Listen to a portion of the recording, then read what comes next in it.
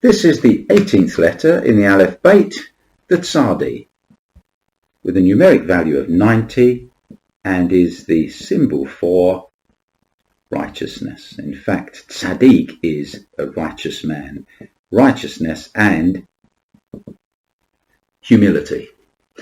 In Ethics of Our Fathers, we read, when one reaches the age of 90, one is bent over. And that's the word leshuach, and it means to be bent over. And it's obviously not referring to a physical infirmity, but rather to spiritual humility. The aged tzaddik, righteous one, bends over for God. He's more than a disciple. He's an extension of God. Now this is suggested in the Midrash Shmuel, which draws our attention to the fact that leshuach also means to pray constantly, and that reminds us of Paul's injunction to pray without ceasing, 1 Thessalonians chapter 5 verse 17. This is not necessarily prayer in the way that we may imagine it, but a constant fellowship, a companionship with God. All these thoughts are brought together, the numeric value of 90, and the righteousness and humility of the righteous man, the tzaddik.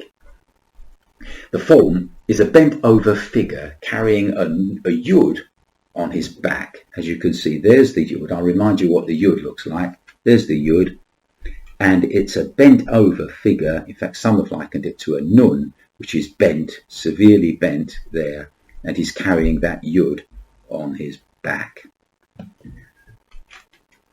A number of lessons can be drawn from this and by the general shape of the letter.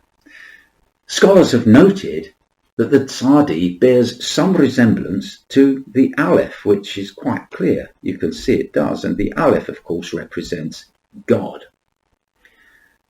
And the two are paired in mystical teaching. This alludes to the fact that God finds his fellow in the Tzaddik, the righteous one. And put another way, God has fellowship with the righteous man, who in turn bears his likeness. Further, the righteous man bears upon his shoulders the weight of the world, represented by the yud on top of the bent nun. As it is said, the righteous one, upon him the world stands. Proverbs chapter 10 verse 25. The Jewish translation has it, a righteous one is the foundation of the world. Another line of teaching is as follows: humble acceptance of the divine will, whatever that will may bring, is depicted by the humble bowed nun bearing upon his back the yud of spirituality. The humble Son of God prayed, not my will but thine be done. Matthew chapter 26 verse 39. He humbled himself and became obedient unto death, even the death of the cross. Philippians 2:8. The form of the letter has suggested to others the lesson that wherever the righteous man goes, the yud, the presence, the spiritual presence of God, will go with him. The extreme bend in the nun component of the letter is seen to indicate that even if he suffers downfall, which is the word nephilah, beginning with nun, still the presence of God is near him, ready to comfort him, strengthen him, and watch over him. When Abraham suffered downfall, when he honestly passed off his wife as his sister in both Pharaoh's court, Genesis 12, and in Abimelech's court, Genesis 20, in both instances, God's presence saved everyone from the dire consequences. And when Moses was assured by God that my presence shall go with thee, Exodus 33 verse 14, Moses candidly responded, if thy presence go not with me, carry us not up from here. Verse 15, in other words, I'm not leaving if your presence doesn't go with us.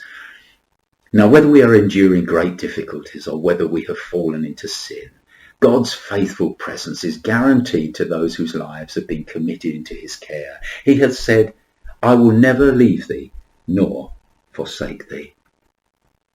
Now we may ask the question, what are the distinguishing features of the righteous man, the tzaddik? And the lesson of the letter Tzadi would answer, humility and the presence of God. Jesus, the ultimate tzaddik, would likely say humility and the presence of God as a father. for he came to introduce us to the fatherhood of God by making us children of God. Jesus saith unto her, Touch me not, for I am not yet ascended to my Father, but go to my brethren and say unto them, I ascend unto my Father and your Father, and to my God and your God. John chapter 20, verse 17. For it became him for whom are all things, and by whom are all things, in bringing many sons unto glory, to make the captain of their salvation perfect through sufferings. Hebrews 2:10. Child of God, he will never leave you. Believe it. You are loved by the Father as Jesus is loved by the Father. It will please him for you to know this, because that was the reason that he came. Now the Tzadi is another letter which has both the regular form and a final form, and there's the final form. It's occasionally pronounced Tzaddik, as I said, which means righteous, and a comparison of the two forms of this letter teach a valuable lesson concerning the righteous man.